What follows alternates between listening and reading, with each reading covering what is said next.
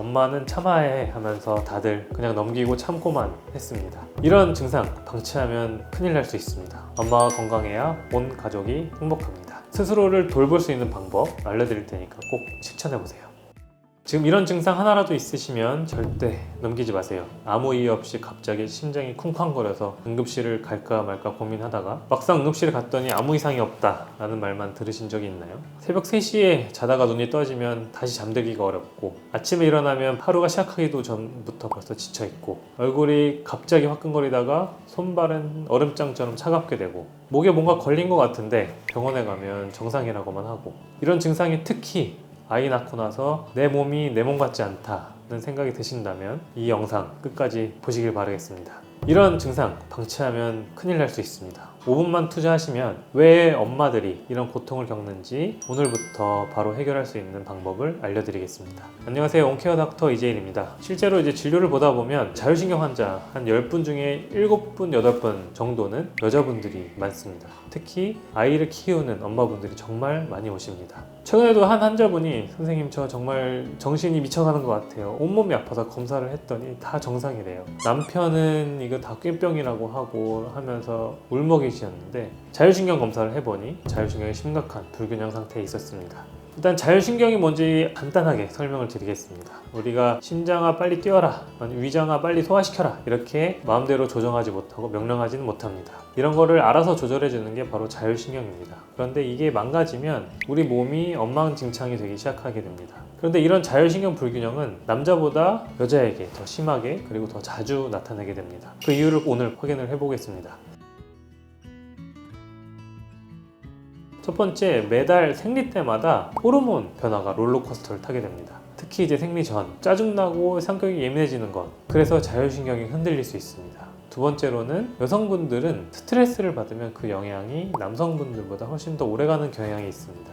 신체가 스트레스에 더 취약하게 설계되어 있기 때문이에요. 세 번째로는 아이들 키우는 우리 엄마들 24시간 멀티태스킹 해야 되잖아요. 아침에 일어나면 도시락 싸고, 애들 학교 보내고, 직장 가고, 그 다음에 또 다음날 우리 아이 도시락 못 쌀지 걱정하고, 집에 와서 또 살림하고, 이렇게 반복되는 일상에 한 환자분은 화장실 갈 때도 문을 열어놓고 간다고 말씀하시기도 합니다. 안 그래도 여성분들이 남성분들보다 취약한데 또 두 가지 큰 일이 있습니다. 바로 임신과 육아입니다. 임신 중에는 완전히 폭풍이 오게 됩니다. 임신 호르몬이 평소에 10배, 20배 이상으로 치솟으면서 자율신경을 완전히 뒤집어 놓습니다.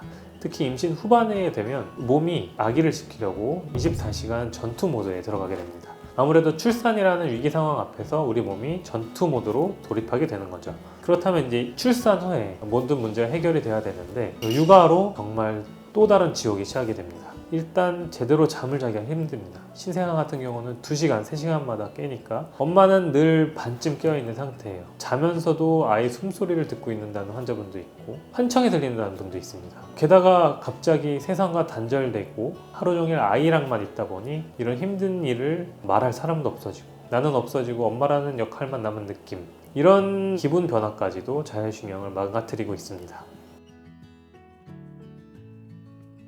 솔직히 지금까지 엄마니까 엄마는 참아해 하면서 다들 그냥 넘기고 참고만 했습니다. 근데 저는 절대 그러지 말라고 항상 말씀을 드리고 싶어요. 실제로 제 아내도 아이를 키우면서 힘들어하는 모습을 볼 때는 저도 마음이 너무 아프고 힘들었습니다. 스스로를 돌볼 수 있는 방법 알려드릴 테니까 꼭 실천해보세요. 첫 번째로는 잠을 최소한 1시간 반, 90분씩은 좀 자도록 시간을 확보하시는 것이 좋습니다. 특히 밤 10시에서 새벽 1시 이 3시간만큼은 꼭 남편이나 다른 가족이 아이를 봐줄 수 있도록 당번을 나누세요. 이때가 호르몬 회복의 황금 시간입니다. 두 번째로는 478 호흡법입니다. 코로 4초간 들이쉬고 7초간 참고 입으로 천천히 8초간 내쉬는 겁니다. 하루에 3번 5분씩만 해도 완전히 달라질 수 있습니다. 세 번째는 뒤꿈치 들기 운동입니다. 운동할 시간이 없을 때 굉장히 좋은 운동이 될 수 있어요. 종아리는 제2의 심장이라고 하거든요. 뒤꿈치를 들었다 내렸다 30회씩 하루에 3세트만 해도 혈액순환이 좋아지면서 자율신경이 안정돼요. 자세한 방법은 제가 촬영한 영상이 있으니 한번 보시면 도움이 될 겁니다. 그리고 항상 강조해서 말씀드리지만 불편한 증상이 있다면 병원에 가보시기를 꼭 부탁드리겠습니다.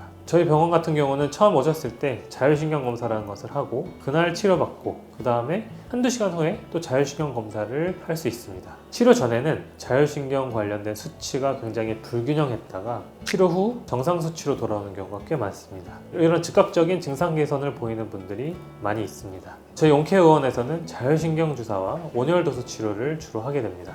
한 환자분은 선생님 1년 만에 처음으로 가슴이 안 뛰어요 라고 하시더라고요. 더 자세한 치료 방법은 저희 유튜브 채널의 다른 영상들을 참고하시면 됩니다. 마지막으로 정리를 하자면 여성분들, 특히 아이를 키우는 엄마들은 호르몬 폭탄 그리고 수면 부족 이런 것들의 악순환으로 자율신경이 무너지기 굉장히 쉽습니다. 하지만 우리가 도와드릴 수 있는 해결책이 있습니다. 90분씩이라도 깊게 자기, 478 호흡법 하루에 3번 하기, 뒤꿈치 들기 30회씩 3세트 이것만 하더라도 크게 달라질 수 있습니다. 이 영상을 보고 있으시다면 바로 일어나서 뒤꿈치 들기 30회 한번 해보세요. 그리고 오늘 밤 10시부터 1시 사이는 아이를 가족에게 무조건 맡기시고 숙면을 좀 취하시기를 바라겠습니다. 엄마가 아파서 쓰러지면 그때는 아무도 가족을 지키기가 어렵습니다. 오늘 영상이 도움이 되셨다면 구독, 좋아요 꼭 눌러주세요. 엄마가 건강해야 온 가족이 행복합니다. 홈케어 닥터 이재일이었습니다.